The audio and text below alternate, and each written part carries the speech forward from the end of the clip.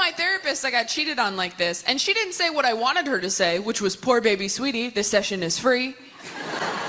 Instead, she goes, well, you might be a self-fulfilling prophecy. And I was like, oh. And she's like, no, it's a bad thing. And I was like, oh. Well, then could you say I have self-fulfilling prophecy? Is Selena Gomez a self-fulfilling prophecy? And I said, what does that mean? I'm a self-fulfilling prophecy. And she goes, well, sometimes we expect someone to treat us poorly, so we treat them like they're going to treat us poorly until they do. You thought someone was going to cheat on you, so you treated them like they were going to cheat on you until they did cheat on you. And then you were like, see? And I was like, oh, so I'm a witch. And she's like, ooh, so close, you're a bitch. You gotta, whatever, all I heard was Gryffindor. But I told my... All right, welcome again to Social Distillation of the Submarine, Still the Internet, where we attempt to trap the beat and pour white lightning straight onto your brain. So what are we talking about today, Samuel? Well, another cold open to introduce us to fun topics. The old self-fulfilling prophecy, and doesn't have to be relationship. Oh, everything's a relationship. This could be you're a bad salesperson. The JoJo, the Indian circus boy, and pretty new pet. And the pet is my sale, right? Come on, Gil, make the sale. Gil from Simpsons is the other one I always think of. Tommy Boy and then Gil from Simpsons. Yep. Yeah, but this is a true psychological concept that everybody's dealt with this, right? So we all have something to benefit from kind of speaking this out loud. But those of us with, as we talk attachment styles and stuff, there are certain patterns to how you self-fulfill your prophecies. And so hopefully you can benefit from this, and we'll just kind of spitball it a little bit. But you sent me that, and it's hilarious. She's spot on and was funny in the process. So kudos to her, and hopefully she has a great comedic. It's good to see good comedy. It's been rare lately. Oh, well, I found her recently just scrolling through things because I was watching, some Kill Tony stuff that makes me laugh. And then she popped up on the recommendations, and I like her, and she's funny because there are like layers there because she's being self-deprecating and ironic, but also saying something true of like, basically a therapy session up on stage admitting this is how we are, women. And it's crazy. It's kind of nutty, but this is how we are. I was going to speak about myself. So, it's not just women. It's like one of the things is, do you have an anxious attachment style, right? And if you do have an anxious attachment style, you're going to be like constantly questioning whether they're leaving you, and you become so annoying about it that they leave you. Mm.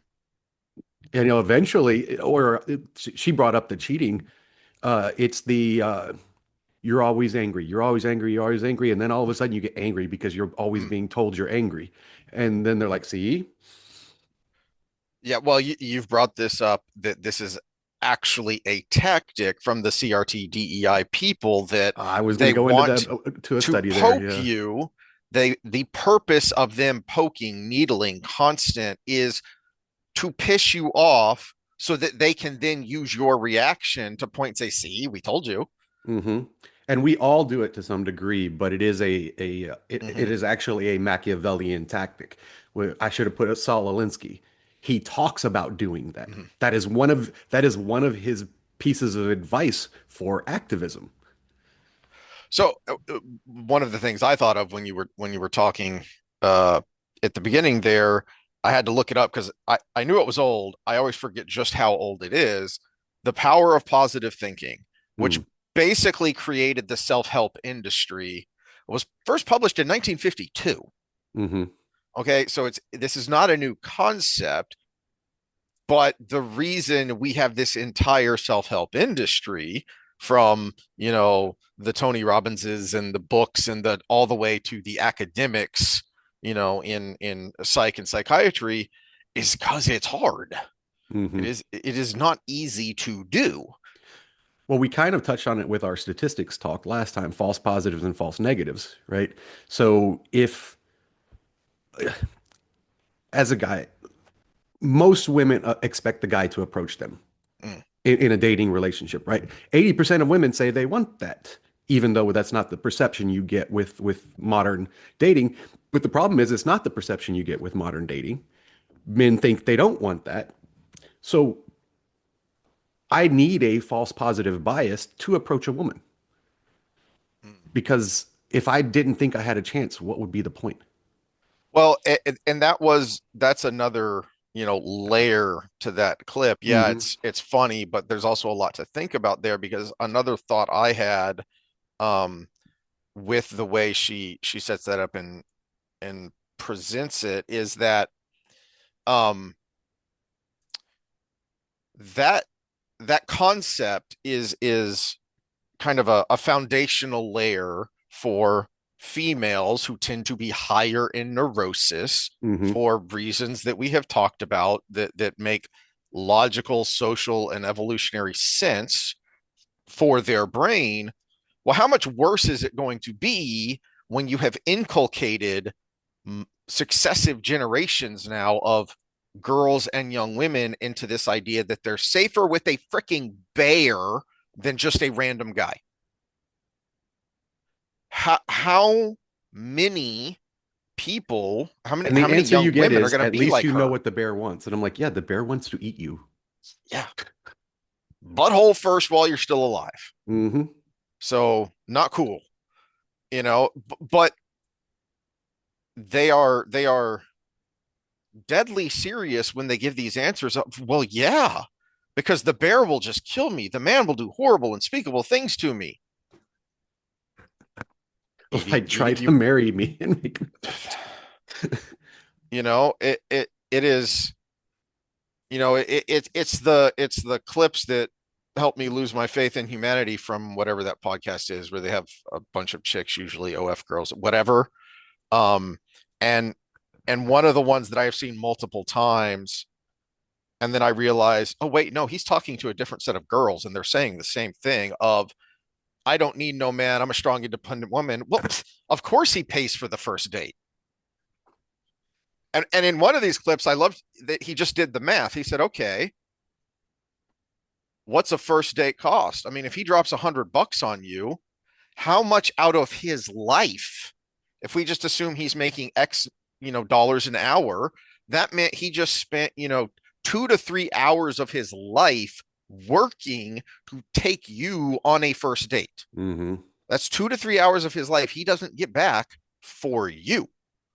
And What there's just like this blank stare of, I don't get it. did we talk about this on online last time? The price of a wedding?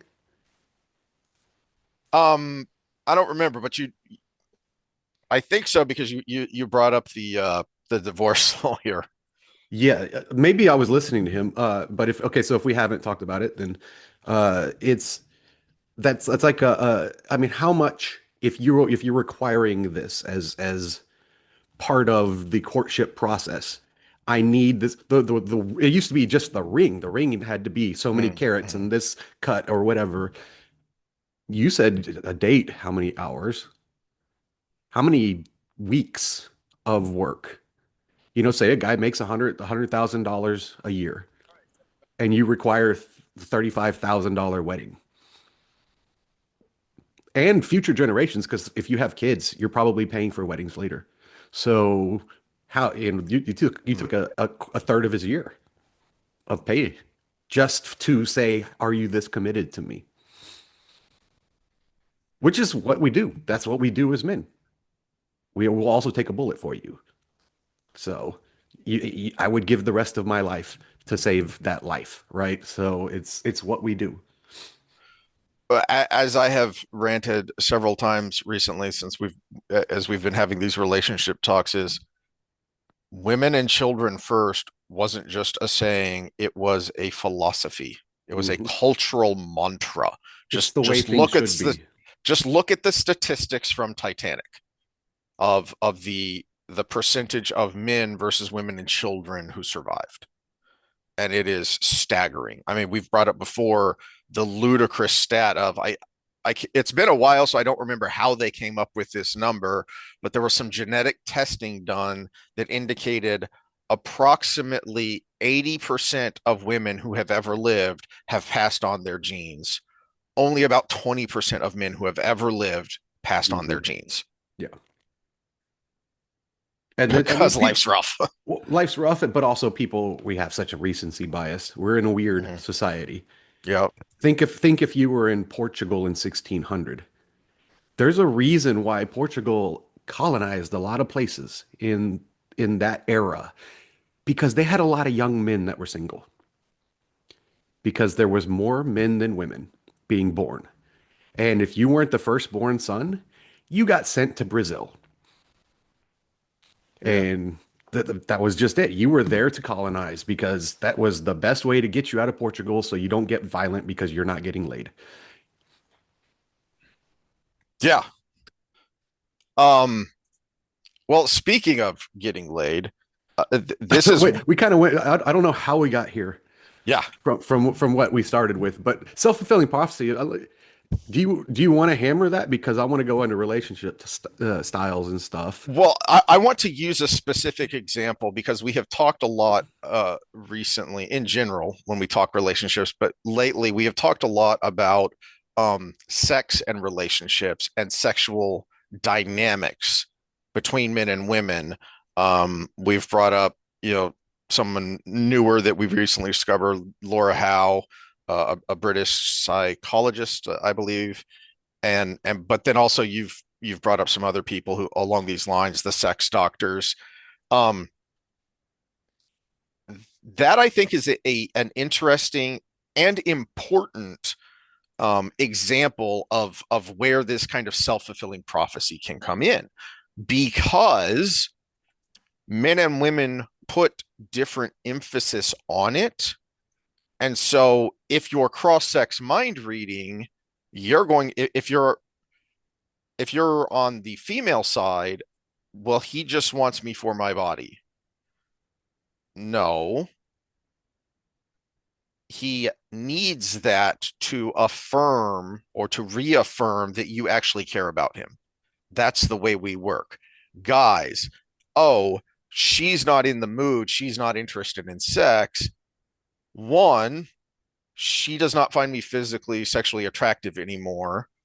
That can lead to depression. Two, and or she's getting it somewhere else. Well, and then to stick with this topic, when you start feeling that way, you start acting in accordance with like with Bingo. that in that she doesn't want it anyway, so why even try? And And then if she actually did at times or had that still in her, mhm. and you're not even trying anymore, you're probably not trying at a lot of things. You probably get even more out of shape. You probably hit the bottle a little too much, and then all of a sudden some other guy comes along and it's just the right moment. And she's like, I just want to talk about stuff with this guy, and he listens to me. And he's good looking, and this and that, and all of a sudden you have a divorce that ends with I'm just not happy anymore.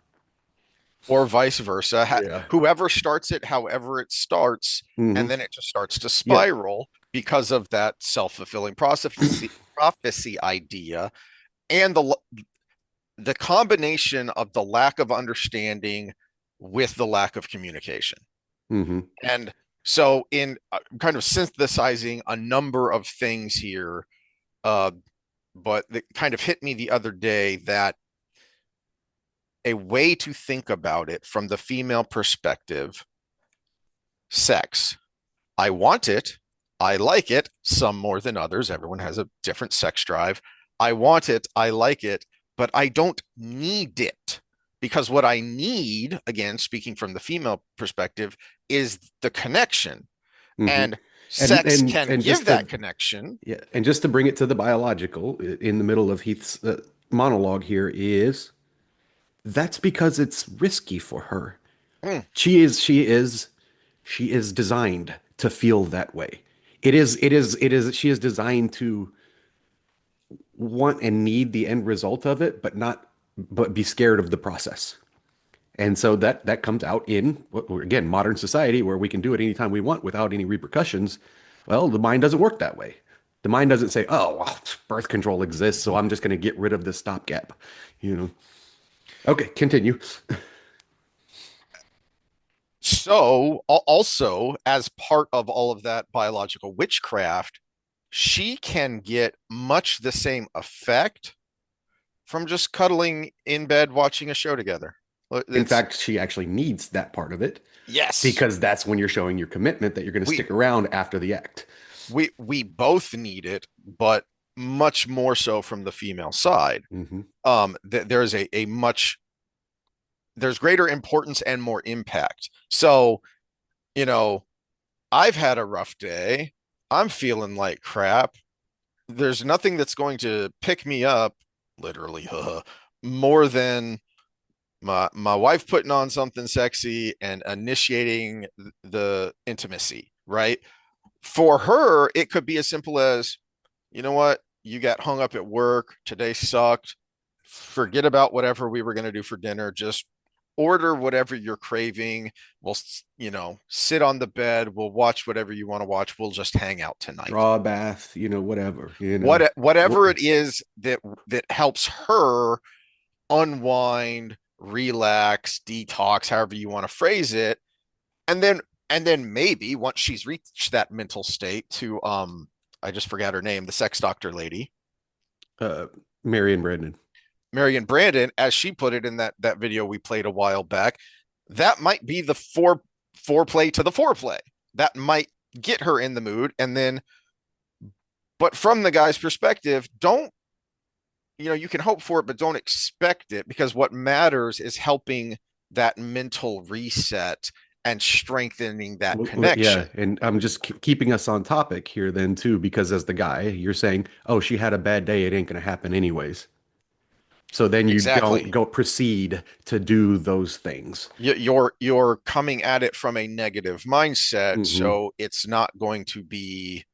I know we talked about it. We played a clip of Katie Swarback on trigonometry a while ago, and one of the things she talked about with them is the ick, because women are more hardwired and are better at picking up on social cues. They can subconsciously read all these things, and so if you're coming at it from a negative perspective, you're not going to help her mentally reset. Now, from the other side, something women need to understand from the other side is that when guys say we need sex, I think for a lot of women, they're going to roll their eyes and say, that's like a child saying, I need that toy. No, you don't Hmm. need it. You want it. Get up off the ground. Stop throwing a tantrum in the middle of the store. You know, we're going home now. It No, that's not the same. And I kind of teased this when we were talking Stranger Things last time, because I think there's an interesting, fictional representation of this with Steve the Hare Harrington, from who he is at the beginning of the series to who he becomes. Because in the first season, he is that petulant child. He's not a man yet. He's a boy who can shave. And he thinks he needs sex. He just really wants it. He wants the achievement. He wants the accomplishment. He doesn't really have, and he grows to realize he doesn't really have the connection with Nancy that warrants that kind of intimacy. And then Hmm. Nancy realizes that as well. Later on Well, is because he was using surface level wants to mhm, analyze a very complicated problem. She wasn't the right person for that. yes, That the underlying need, because she has a different life goal. She wants to be Nanspo, right?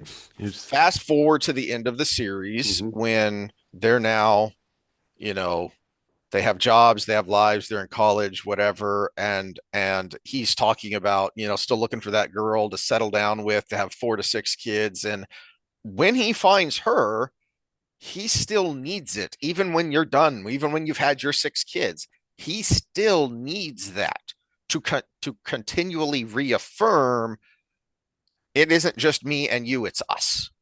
Yeah, and okay, so I'm going to go back to sex. I'm going to bring this to the political here in a second, so we're not just talking sex, but because there's a great study that was done to talk about the perceptive portion of this. But There are some things that are just needy and anxious that you self-fulfill prophecy, just like we talked about. Like I said, the anxious attachment style. If you always act like they're going to leave, eventually they will leave, right? But there's also nothing wrong with if you do it with proper boundaries, saying, you make me uncomfortable in this way. And there's nothing wrong with me desiring being with you enough that it actually does scare me that you would leave. And so if and that can be that one can go both ways, right? But then when we talk about sex, there's actually nothing. There's a thing as called sex addiction, but there's actually nothing wrong in a healthy relationship with what is wrong with me desiring you so much that it actually does upset me when things outside of normal life events that keep us from being together get in the way, such as you just don't want to do it with me. So, what is wrong with actually being upset with that? And that's where, again, the ball starts rolling. So, in a healthy relationship, you should be able to express those boundaries. But if you do it in a way that makes them defensive, or if you respond defensively, one of the two people is going to be self-fulfill that prophecy. Ladies, come on. Why are you upset at the guy that's like, there's nothing getting in the way of it right now, and I really love you? There's a big difference between that and the guy that says you should do this for me. Yes. And that was Mary Harrington. No, I just messed it up again. I keep wanting to say Mary Harrington, and no, I'm talking sex doctor.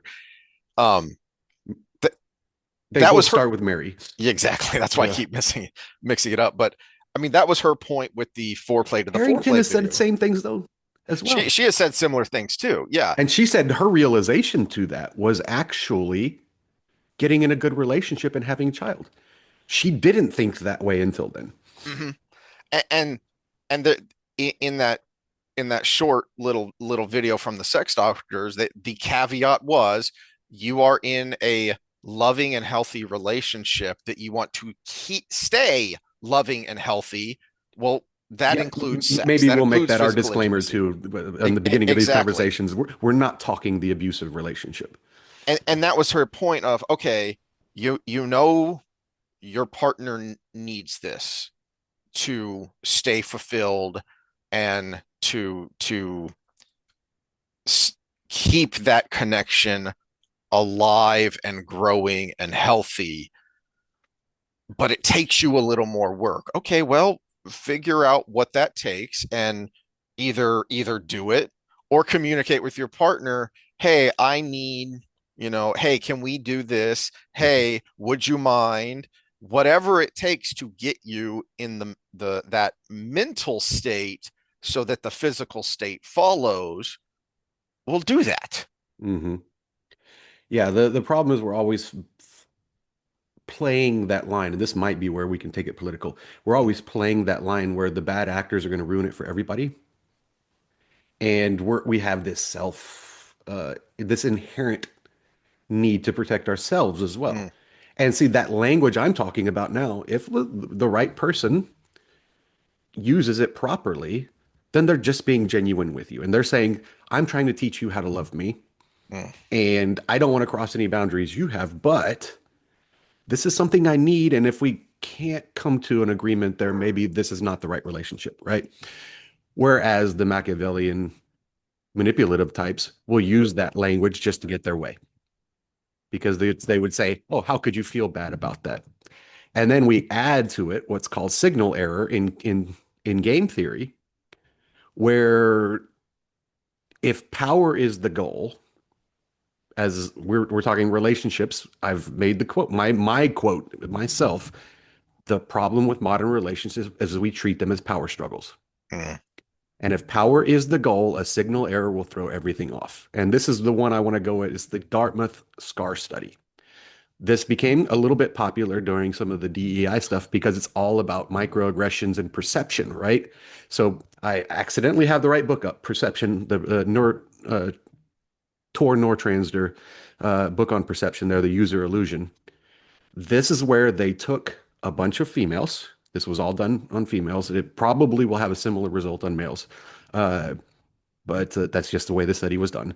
And they put a scar on them, a makeup scar, and sent him into a job interview. But at the last second, they said, "Oh, we need to touch up that scar real quick." Took the scar off, but didn't tell the participant that they took the scar off. They just pretended like they touched it up and then asked him about the interview afterwards. And almost all of them gave perceived slights by the interviewer. Like, oh, they were staring at my scar the whole time. Oh, I think it affected the interview. They even went as far as to say they made these comments that were related to this scar, the scar that never existed. Self-fulfilled prophecy. And then we go into that whole era we just had with what's being taught to our young kids called microaggressions. Microaggressions are perceived slights by the people who are the oppressors in your class. So yeah, this is when power becomes the struggle. People can take advantage of it, and your own perceptions can mess everything up. This is what is so infuriating about having any kind of calm and rational political discussion right now, because um, the Trump derangement syndrome on the one hand and the Trump worship syndrome on the other hand, and then you've got everyone in the middle going, "Can we just talk about actual facts?" Because I don't even remember what I saw that made me go, "Oy," when I was just scrolling through ecstasy. What's going on in the world today? And someone said something, and I didn't even bother to reply because there was no point. But my thought was, there was something about Trump being like the most erratic president. I'm like, well, I guess in what he says, but what does he do? That is the thing about the Trumpian era that drives me the most crazy on both sides, is everyone responding to every little thing he says like he, just dropped a nuke on somebody. And I'm like, he Mhm. just said something. What is he actually going to do? Or what did he do? Yeah, well, the obvious counter argument would be how calm Obama was, but how many bombs he dropped, right? But Literally. yeah, but I will go back to your favorite, and you can admit he's not perfect, is Reagan, right? Mm-hmm. He was very calm. He was very funny. He joked. His jokes were great, and they were delivered in a way that was smooth and calm and everything. But there are things we're still dealing with from his era, Mm-hmm. like his deals with like him basically creating the issue we have with the FDA right now, where he allowed the pharmaceutical companies to fund the FDA so things got done faster, but it ended up being just, oh, we're going to push through every study that sells our drug, you know? So it's a lot of the things we've had to deal with in the last few years are from that era. And it was an erratic move based on kind of trying to live to public persona and just get through the day, you know? It's always there. It's just how do we perceive it? And yes, you can admit not everything's perfect with Reagan, but it's probably still like, well, he was still my favorite president. Whereas somebody would say the same about Obama, somebody would say the same about Trump, and we're living it right now. So perceptions, man. So there's this great story that I'm mostly sure is true.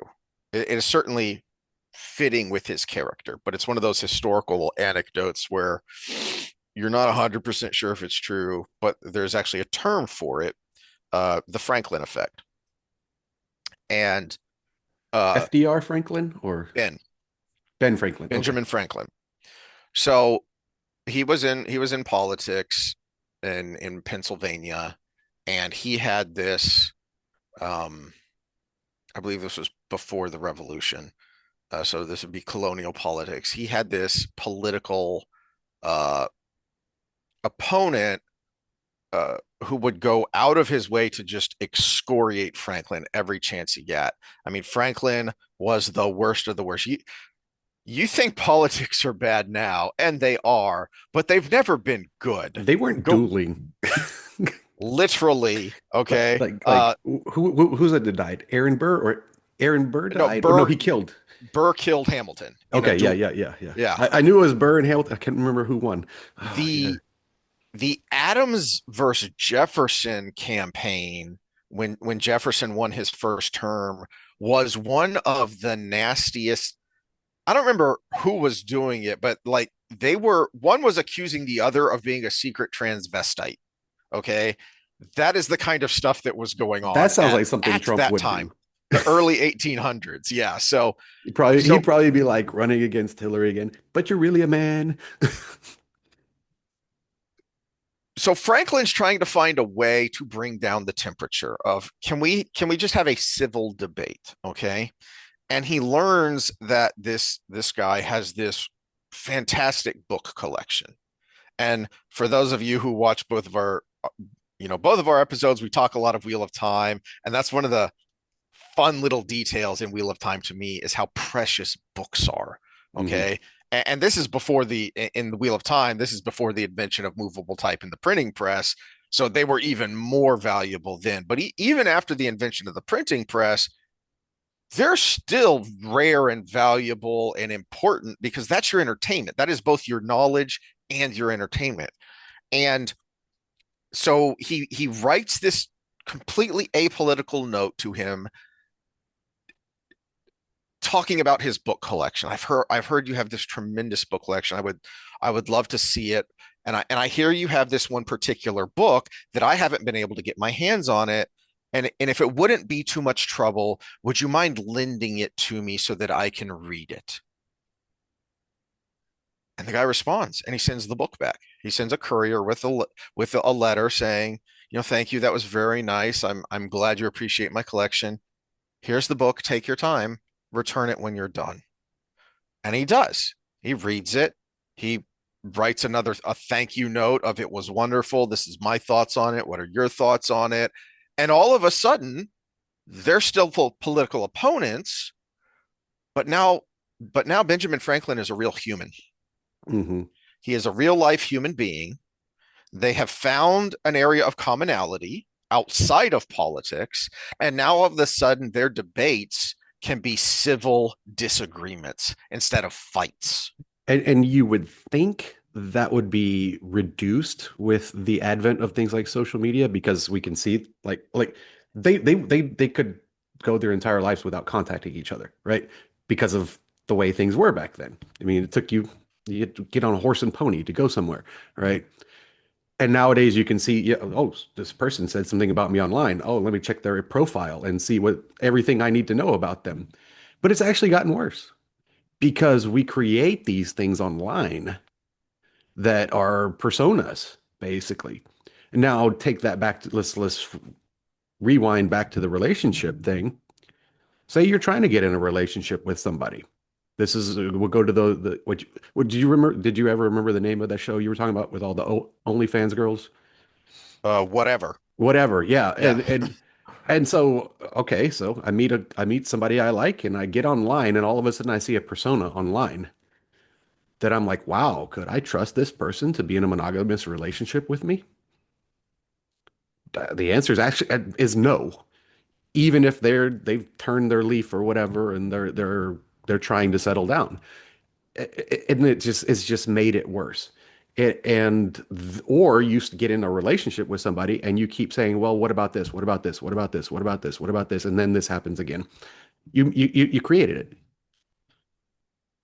They're human and you created it. Exactly. And then of course because that Ben Franklin effect, which is I believe what it's called, the Ben Franklin effect. You may come across this in your psychology studies because I know people have subsequently done, experiments with this idea of doing someone a favor and what that does, to very quickly build rapport between individuals. Well, the inverse can be true as well. Like we started out talking about of if you approach something with a negative mindset, you're probably going to end up with a negative result. Well, likewise, rather than building that rapport and saying, hey, we are fellow human beings, if you go the other direction and continually dehumanize, then you go to very dark places very quickly. Hmm. Um, you know, you talked about this several episodes ago that we are so lucky that our prefrontal cortexes were developed by the time social media came along, Hmm. because we have been conducting for 2 decades now a massive social psychological experiment that we have no idea where it's leading, or how it's going to end up. And just to kind of suck you back around to the relationship stuff, I'd kind of teased previously of something I wanted to talk about, of how in the world, especially with younger women who have been, you know, indoctrinated into this self-fulfilling prophecy idea, into this I'm better off with a bear than an average man. So how are you going to treat the average man who approaches you? How are you even going to treat someone who, yeah, it's a comedy bit. It's meant to make you laugh, but there's also the best comedy also makes you think a little bit of, well, if you think so negatively about men in general, how are you going to treat someone you're in a relationship with? And Well, especially if he tells you no. and also with the nature of things the way they are is how many of how many past experiences do you have that have reinforced your perception of this reality? And so, okay, so we've developed a society where it's very hard for a good man to approach a woman because a good man will say, "Wow, I'm going to wait for it to be obvious for me to do this thing." And well, so many times in the past, I've been thrown down because, oh, I was being aggressive or whatever, or oh, you shouldn't be walking up to people, or oh, that's sexist, the patriarchy. Whoa. Well, now who are the only people that are going to approach the pretty women? The assholes that don't care. And so, how many times has her experience been the asshole who didn't care as the relationship? And now she's going to even put up bigger walls every time she goes out when somebody comes up to and approaches her. So we're just kind of like spiraling down this thing. And if you're going to say, "Oh, well, you're just being hyperbolic, Sam," look at the birth rate. We're at what, 1.62 right now? I think I it's somewhere around Yeah. somewhere around 1.6 something is the birth rate now. That's not good. That's below replacement. That's several generations away from being wiped out as a species. So, at least as a culture, Yeah, and in other places where I think I either talked about or maybe, Korea's way, yeah, played yeah. this clip of Korea. I think it was from somebody on trigonometry, or maybe it was modern. Anyway, but something just incredibly radical, that in 100, if you take 100 Koreans right now, there will only be four great grandchildren. Yes, That's how low their yes, birth rate is. yeah. That is That is the number. nuts. Yeah, four great That grandchildren for every 100. Yeah, Yeah, that is nuts. That is literally the end of a civilization. Um, and that's South and Korea. We don't know yeah, about North Korea just because there's no data coming out of there. yeah. But uh, Um, I mean, this is something to the extent of some countries like Turkey give you money basically to get married and have kids. yeah, and I have ranted before about only a politician would think you need a program to get people to follow their natural urge to procreate.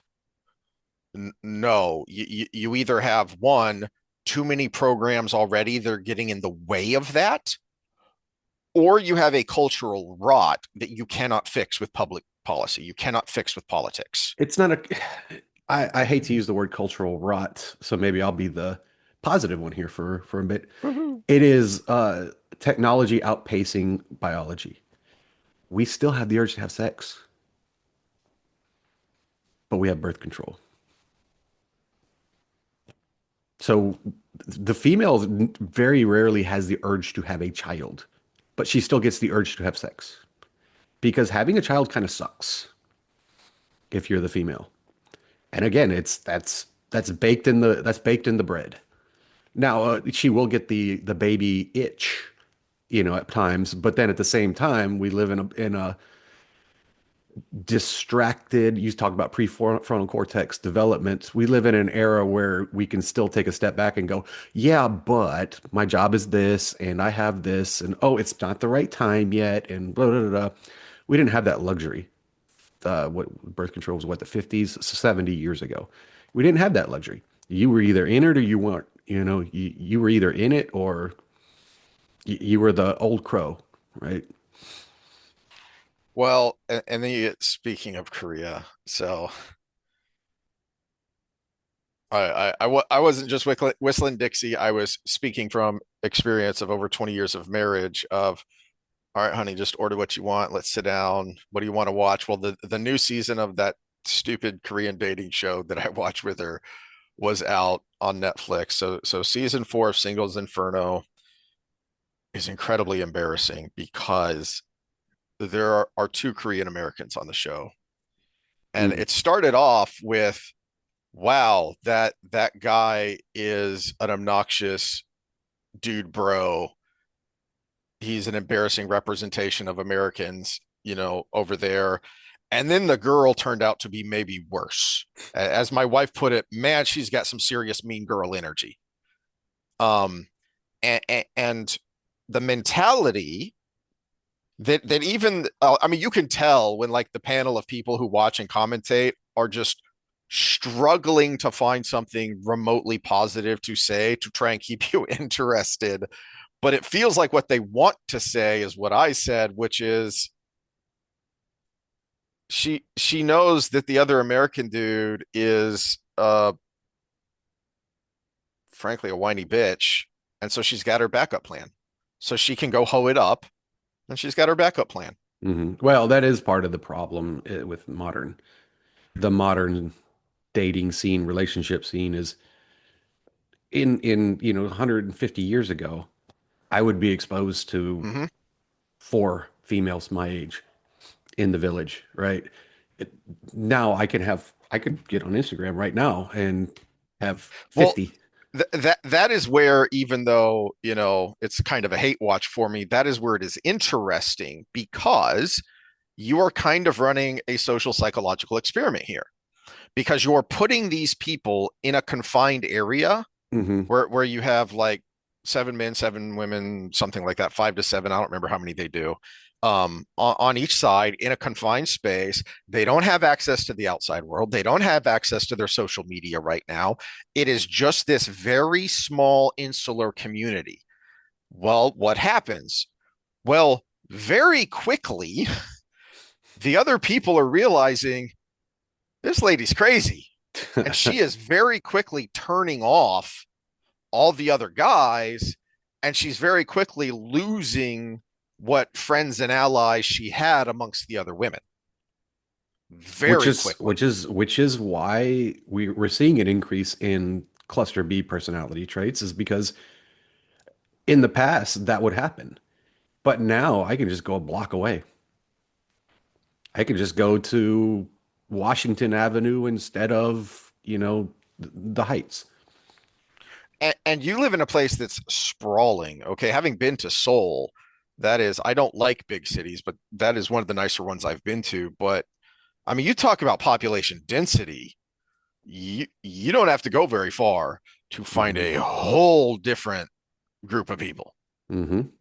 So if you live in an urban area, like a dense urban area, even more so, and you don't actually have to leave your house to do it.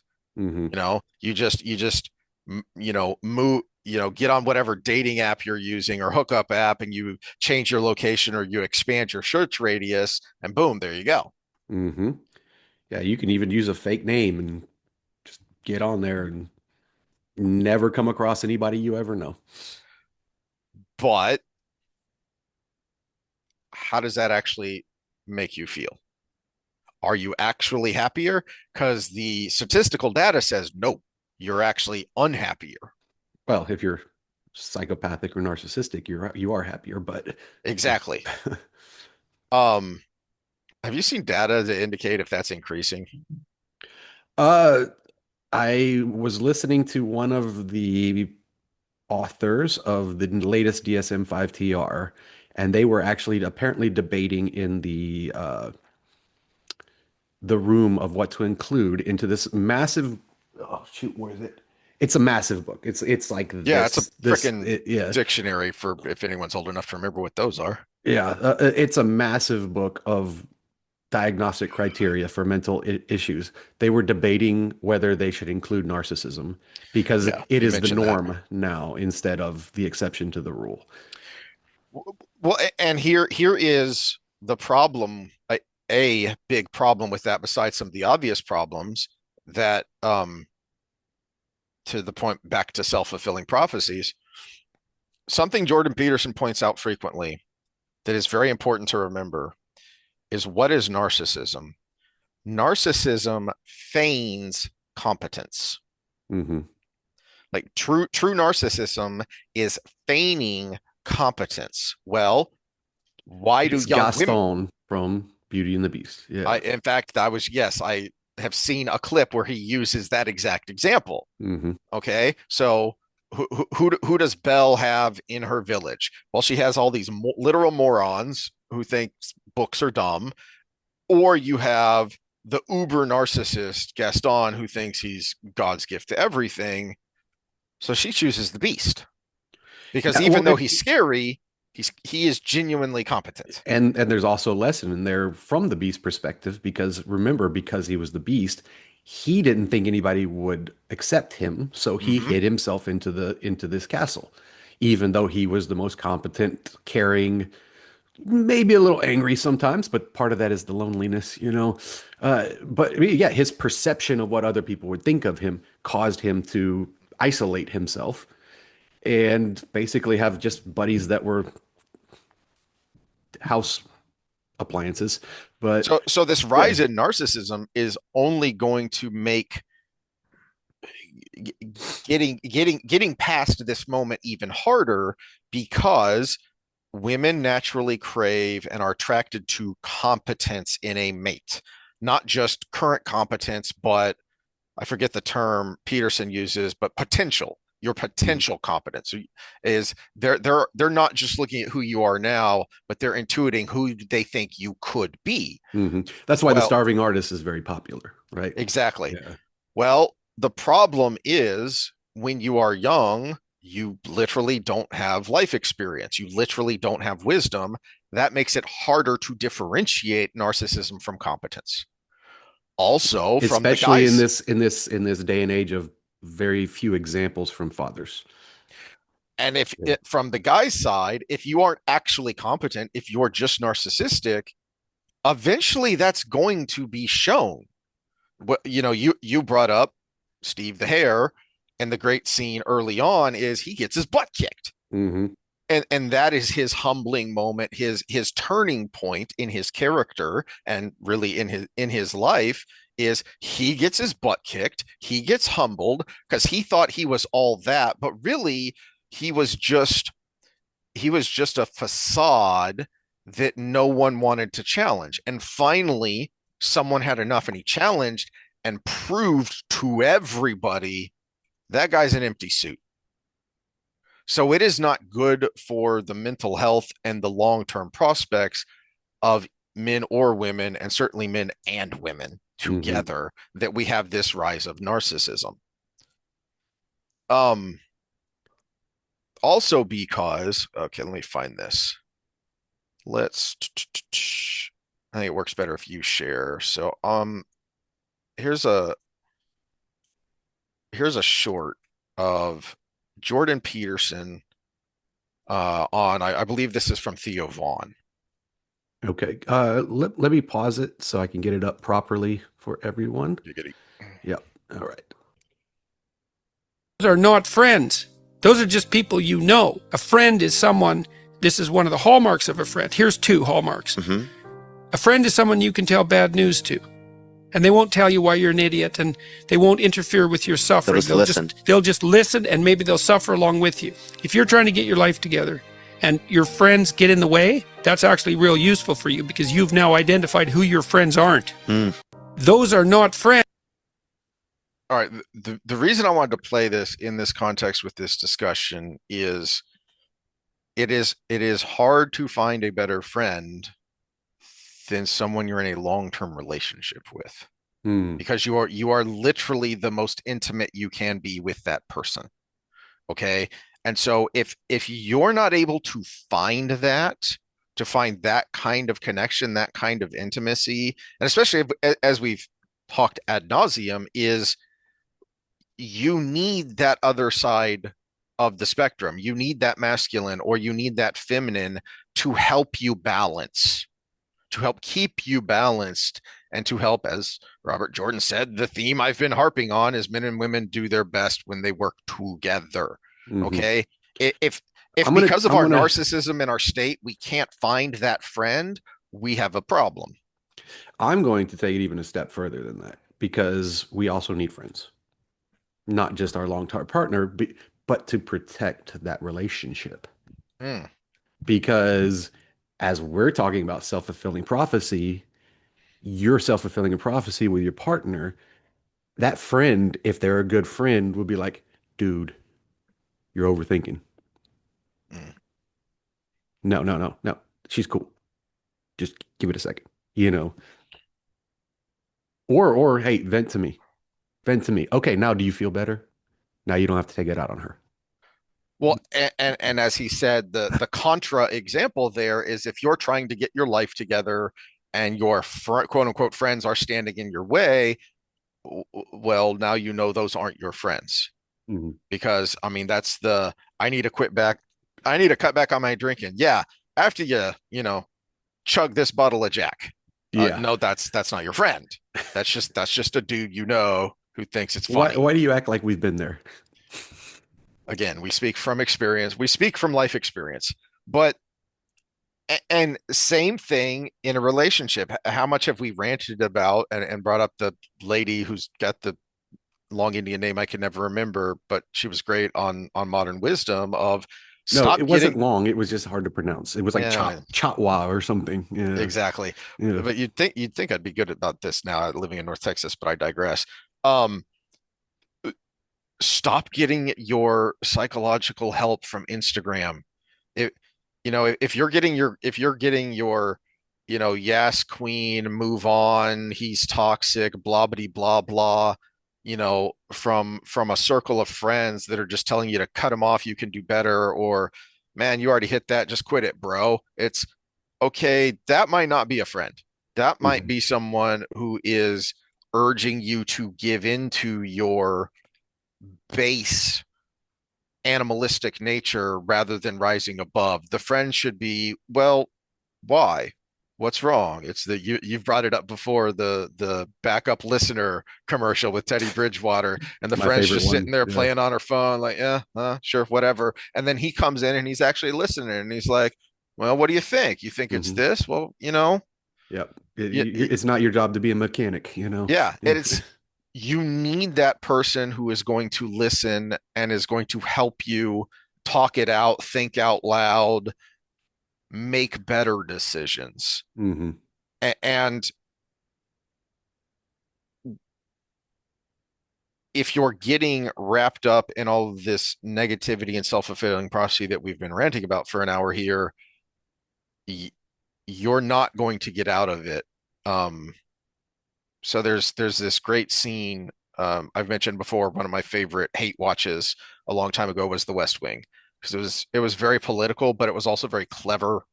And it was clear that it was from a left wing bias, but it still respected the right wing. It just thought they were wrong. Well, there's this great scene where man, I can't remember the actor's name, but he died a few years ago. He's this great character actor who's been in a lot of things. He was like one of the jerk face FBI guys in The Rock, but he's the chief of staff, and one of the other staff members is having a hard time because he has PTSD because there was an assassination attempt on the president, and he ended up getting shot. This staff member, and so he's falling apart. Well, it turns out not many people know this, but the character Leo, the chief of staff, is a recovering alcoholic, like goes to AA meetings and everything. And he tells this great story of a guy who's stuck down in a hole, and priest walks by. Hey, Father, can you help me? I'm stuck down in this hole. Priest writes out a prayer and throws it down. Good luck, my son. You know, uh, policeman walks by. Hey, officer, I need help. Okay, I'll call someone and see if we can get the fire department out here with a ladder. And it goes on. Several people walking by, and everyone like offers some advice and then moves on. And then his best buddy comes by. Joe, help! I'm stuck down here in this hole. Joe jumps down into the bottom of the hole. You idiot! What are you doing? Now you're stuck down here too. Yeah, but I've been here before and I know the way out. The moral of the story being, this is where he kind of reveals, a little bit of his past to this other character of, you think you're the only one that's ever gone through a rough patch, man? Mm-hmm. No, I've been there. I've been down about as low as you can be. We're going to get out of this together. You are not alone here. I mean, that is the whole point of something like AA, is you're not alone getting through this, because life is complicated and hard enough as it is. It's even worse if you're stupid and trying to do it all on your own. Oh yeah. I mean, easy example. This is so non-political. It shouldn't be anyways. Somehow it became that way. Is a training partner is better than not having a training partner. Someone accountable to go to the gym with it's like, I think, triples or quadruple success. It's amazing. But I think I have to do something with this popular meme for our conversation today. The why does this always keep happening? Mhm. For those just watching, it's the guy who shoots himself and he says, "Why does this always keep happening?" And yeah. So I mean, we have a saying. It's called shooting yourself in the foot, right? Mhm.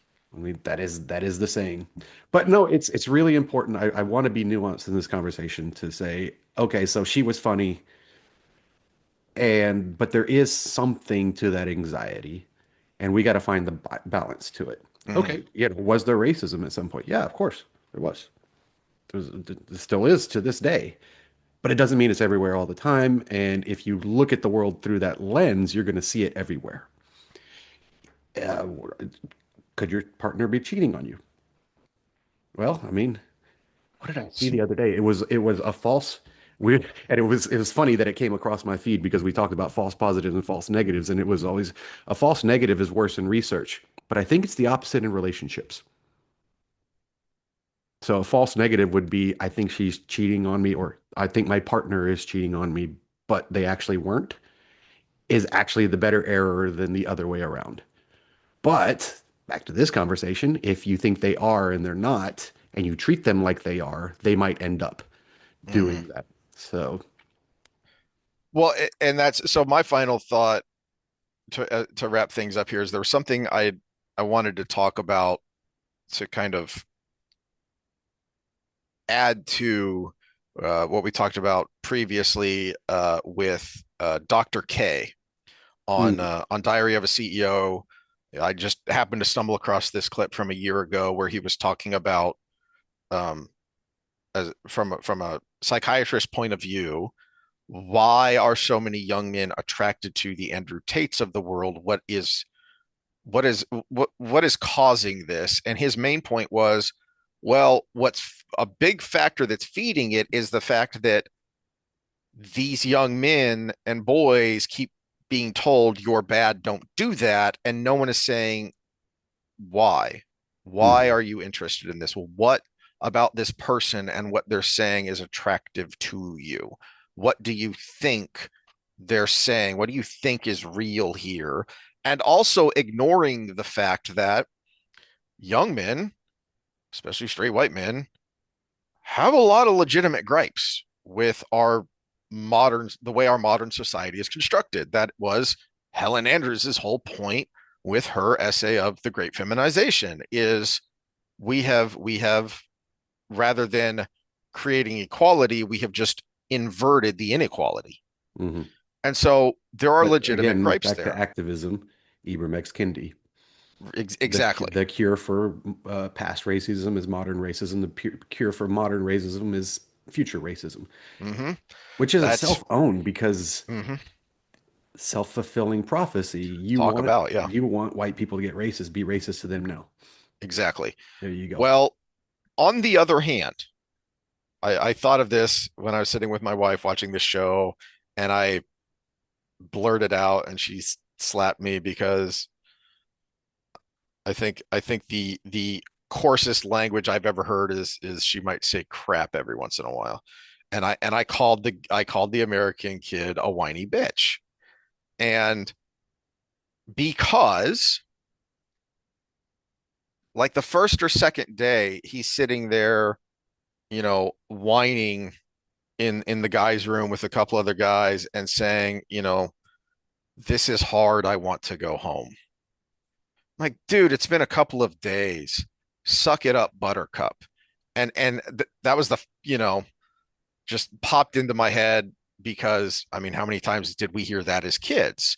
And so I got to thinking, well, okay, where's the balance there? Because as Dr. K was saying, yeah, there are legitimate grievances, but on the other hand, sometimes you do just need to suck it up, Buttercup. Hmm. And I think the difference there is what Dr. K was talking about were, to use the CRTDEI people's favorite word, there is something systemic. Hmm. Well, something systemic is more or less out of your individual control. We might be able to do something about it collectively, but it is generally going to be out of your individual control. That sucks. But there are Not things much. within your individual control that make it better or don't at least make it worse. Exactly. Yeah. You all right, so you've come to this, you've come to Korea to this dating show, and so not only um apparently his Korean's not great. I wouldn't know. I can't tell. Um, but most of the people there were able to pick up on the fact that he's not a native speaker pretty much right away. Even my wife, who isn't fluent, but she hears it enough, she could say his Korean's not very good. You have a culture shock issue along. So not only do you have the cross cultural mind reading to go along with the cross sex mind reading. So yeah, there are all of these problems. What are you going to do though? You really haven't put yourself out there that much. You really haven't put on your a good show. Are you presenting your best self? Are you taking that shot? I don't even know the brand, but it makes me want to go get one of, is it Michelob that's got the Christopher Walken commercial? And he's sitting there, there's this kid and he's looking over, this young kid, 20 somethings, you know, and he's looking over at this one girl. They're kind of, making eyes, and she's like with a group of friends, and he's like on his phone. And all of a sudden, Christopher Walken slides up next to him, is like, "What are you doing? Ain't no swipe in here. Just go up and say hello." I'm like, whoever created this ad is a freaking genius, because that is capturing a moment that Hmm. is going to speak to a lot of people, and is also something that needs to be said of no. And he slides over two beers to the guy and says, go say hello. And so the guy just picks up the two beers, goes over and offers one to the girl. Hi, my name is. Yeah, it's scary. Yeah, there are some downsides. It's not always going to work out, but that is something that is within your control. And so if there is something you can do, Hmm. figure out how to do it and then do it. Because all that other stuff, well, that's going to have to work itself out over many, many small steps. What you said, okay, so yeah, I'll finish out with relationships then too. We talk about the honeymoon phase and everything and how it's like the chemicals going on. Think about how, okay, so say you're in a long-term relationship. Think about how many times you don't do relationship stuff and every excuse you have. Now, actually time travel back and say, you know what? I had every single one of those excuses before, but we made time. I don't have time. I don't have time. I don't have time. Self-fulfilling. You made time at some point. Mm-hmm. You made time at some, yeah, maybe at your detriment, maybe maybe something else. I mean, there's always trade-offs, but at the same time, what's more important? We got to pick. And if you pick something else, then you have to say, sorry, relationship. Well, I love what I don't remember if you said. I think you said it was one of your professors or one of your mentors who said, "Pick your hard." Yeah. Yeah. Getting Gene Coleman. healthy, Yeah. getting healthy is hard, but being unhealthy is also hard. Hmm. Pick your hard. Being uh, Approaching someone, trying to initiate a relationship is hard. Being lonely is also hard. Hmm. Pick your hard. Which one is going to have the better outcome in the long term? I think that's a good place to end. All right. Well, probably won't see you this weekend because we have a Super Bowl that neither one of us cares about, but maybe there will be fish to catch. And so then Well, I'm rooting for the Seattle Sam Darnolds. So uh, it's pretty much where I'm I at. think he's earned it because I mean, he's one of those guys that I just feel like kind of got short shrift, you know? Now, we don't know, he might be a problem in the locker room or something like Mhm. that. Haven't heard anything one way or the other on that. But as far as player ability, yeah, he started with the Jets. No quarterback does well starting with the Jets. But then he balled everywhere else he went, and he keeps getting let go. And I am so happy for him that he's in the Super Bowl. And if he's a shit person, I don't know. And please don't ever make me privy to it because I want to root for him right now. Not to make things too political again, but I just have to wonder if Sam Darnold wins the Super Bowl and is the Super Bowl MVP, is that the last straw that finally gets Tim Waltz impeached?